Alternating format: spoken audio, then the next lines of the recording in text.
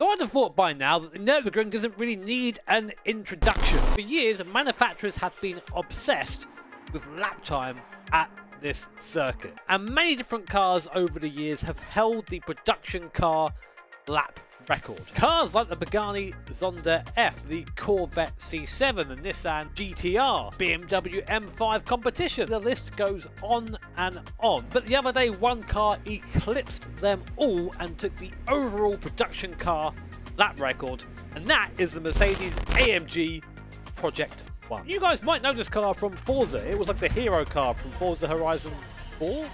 3? I'm not sure which one.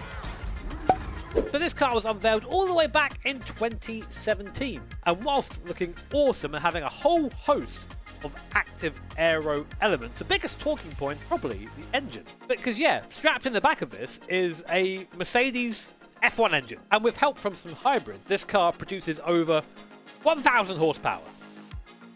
Lovely. Which does beg the question, is this a production car? Because when I think of production cars, I think of, well, this sort of thing. But according to a video that Mercedes put out themselves, this car was approved by the TÜV Rheinland division. Now the TÜV test is basically a safety check, making sure the car is road legal and complies to road laws. A bit similar to the UK MOT, except the TÜV's motto is precisely right. Yeah, these guys don't mess around. Miro Engel behind the wheel, superstar Mercedes factory driver. So yeah, I'm looking forward to watching this. So we get a running start here for this hot lap in the AMG One. You can already hear that awesome noise of the F1 engine behind us. Driving late in the day, great track conditions at the moment, completely dry and rubbered up as well. Through Hatson back, nice minimum speed through there. Already hearing the car bottom out through there. Now I'm interested to see whether we take the curbs through this first section, because road car, you think maybe they will, maybe they won't, but from what we can hear already, the car's running quite close to the ground. Does he use the curbs? Oh, he does nicely. Car seems fairly well set up through there, and now we go down the hill, nice and neat and tidy through there. You can see the limitation of the road tire. This car running the Michelin Cup 2Rs through there. You can see, we'll go back and see that again actually. They're playing it back at half speed. Watch these little sort of cannons. They drop down at 200 kph to give us better straight line speed, and it works. Look at the speed going up towards Flugplatz. 250 kph, 270. I'm interested to see his apex speeds. The flaps come back up again and slopes back down. 201 I saw for a second down the bottom there, which is super interesting because I think our ultimate speed through there in the BMW M4 GT4 race car with slicks is about the same as this, so which goes to show just how much aero this production car has. Now we get to open it up all the way down towards Schwedenkreuz. Look at that speedo, full energy charge there, now touching the ground at 310 nearly kph. What's the speed for Schwedenkreuz like? 250 plus is amazing. Whoa, 245 through there. That's not too far off GT3 speeds, but the car, not great on the brakes, quite heavy this car. It's about 1,700 kilos. You can really tell in that slow speed stuff that there is, in fact, not a purpose-built race car, but not far away again. 280, 290 nearly into the compression. Big hit there. And now a little point that I want to go back to is that back when this record was set, this curb on the inside here, this was flat and you could take it. And let me tell you from experience that going around this curb scrubs off a lot of speed. You probably lose at least a second or so in a car this fast going through this section. So that definitely goes against Miro and the AMG One for this record lap. Now this is where I foresee the car struggling a little bit through this section. Although it looks to be fairly decent in change of direction. So you can really see the car move on the tread of a tyre through there as we come up past Rebel Tree. The acceleration's mad in this thing. Hi Rebel Tree. They're part of yet another video. It feels like the weight of the car sort of getting the better of us through here. Not quite unlimited downforce to take this corner as quick as you might do in a race car, but still decent here. Tucking it in now.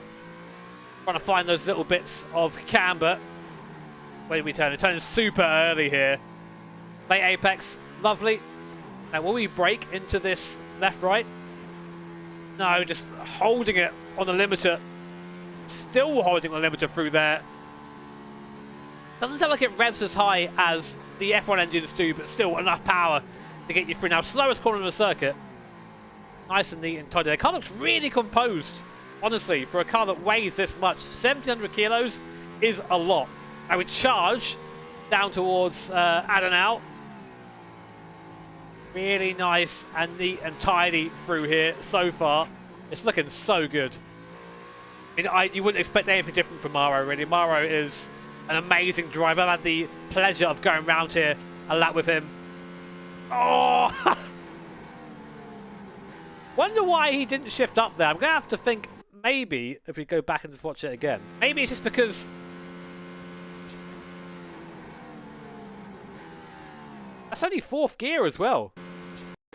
It's only 4th gear through. You can see on the dash for a second, but... My guess is that we hit this bump so hard going through here that any faster and the car's going to get really upset. And the last thing you want is to be offline going into Bergwerk here, into this right-hander. The reason being, although you can't see it very well, this side of the circuit is incredibly bumpy. So imagine you get just put out slightly further from a big bump there mid-corner. You're going to end up having a horrible moment here. Might even end up putting the car into the barrier. So I think this was just yep, this is the maximum the car can do through here. Get through here safely. Nice and chill, getting the car slowed down. And this is where you can make up a lot of time up the hill. If you have a car with 1,000 horsepower, you're making up time through here. Now, will he be flat through this entire section? This left-hand is where sometimes you might lift. Doesn't sound like it. I think he's just run out of energy. You hear the car there just starting to sound a little bit dead on the ICE motor where run out of battery. Oh, amazing through the mud curve. Again, very similar speed to the GT4 through there. So the aero making up for the fact that we're on road tyres here. But you see the car moving around quite a bit on that tread as we come down now to a very tricky braking zone. You want to really tuck the car in here and then just aim for that exit. How's this car going to deal with the carousel, I wonder? Oh, came off the ground there for a second. Second gear. Actually sounds all right there. Sounds okay through there. Now, up the hill again. This is such a good sector. This is where this car is really going to have to show its speed through here. Bit of a lift on that first left-hander. And now we come up to the highest point of the course. And now it's all downhill from here. Literally, hopefully not figuratively. Really nice and tidy. Will we see him take the Whipperman curb, I wonder? This left-right here. Don't take this curb. Take this curb on the right. Yeah, all over it. Lovely. But it does feel like the car is like, oh, you can see through here. A little bit of a bounce from this right-hander. Hit the bump stop on the left-hand side. Car goes boing. The car, it looks really nicely set up through here. Again, we are starting to feel that weight come by. But bear in mind, this is a road car. This is not a purpose-built racing car, if you can believe that. So seeing it get through these corners in a similar sort of speed, similar pace to we do in proper race cars, that is insane. Of course, having Mara at the wheel definitely helps. Now this last section, up on the curb, exit of ice curve. Now we come to Flansgarten. Will we lift off at Flansgarten? Oh, we do! Listen to that. Oh! Okay, it's only got last one lap. Car still in one piece. I will say, from my experience as a driver at the Nurburgring, that when you hit the floor there, when you hit that hard there, the first thing you do is go, is it broken? But Maro just straight into the corner. Doesn't even think about it. Proper pro, this guy, man. Someone to look up to for sure. Now for this amazing Bellelfest. It's just a roller coaster. Oh my god. This might not have looked like a big moment. I don't think it might have been tomorrow, but the front of the car lifts up before the rear does. So watch it in slow motion as the front goes whoop. Go over the jump and we go to the right and then back just about to the left. Oh. Just in time to turn in now for this right-hander. Now it's flat from here. Avoid these curbs like the plague. They will launch your car to oblivion. Now, have we saved up any battery for the straight? We must have done. We're coming now to this tricky last section. Again, the car kind of showing a lot of the medium speed corners and low speed corners very similar to the pace of a GT4 car through there. That's been my observation as we've gone through this lap so far. Like apex speeds are very, very similar. Now down the straight, this is where this car sets itself aside from GT3 cars, from GT4 cars, so we get to unleash all that battery, all that stored energy. Let the ICE engine just go to redline. 300 kph. 200 mile an hour there, 324 kph. Now we've run out of ICE. Now the battery charge is gone. You can probably hear the IC engine just struggling to now push against the friction, the air resistance as we come underneath the Bilstein Bridge, completely flat, easy through here. Lap time looking very good so far. Moves the camera, it's such a big hit, and now we come to the last part of the lap. Nice and easy through here now, nice and neat and tight. He's going to know at this point he's on for a good lap. The start line is right as we go around the corner. It's pretty much straight away, 6:27, 6:28, and it's a 6:29.09. What a lap.